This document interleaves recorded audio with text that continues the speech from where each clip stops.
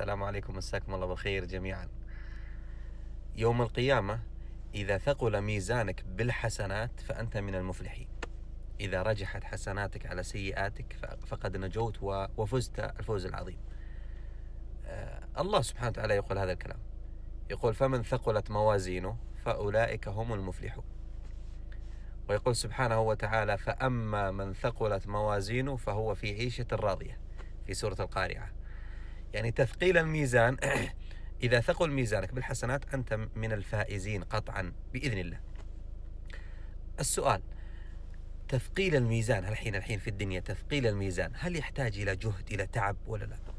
يا أخواني، حنا قدامنا أهوال وأهوال، قدامنا صراط، وقدامنا جهنم، وقدامنا توزيع كتب، وقدامنا عرض على الله سبحانه وتعالى، قدامنا أهوال يوم القيامة.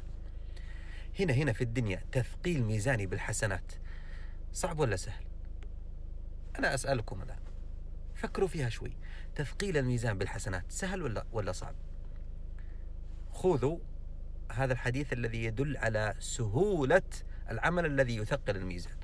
قال صلى الله عليه وسلم: كلمتان خفيفتان على اللسان ثقيلتان في الميزان، ثقيلتان في الميزان، حبيبتان إلى الرحمن سبحان الله وبحمده سبحان الله العظيم.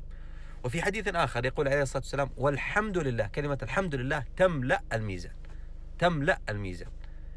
يعني تثقيل ميزاني أنا بالحسنات من أسهل ما يكون الآن.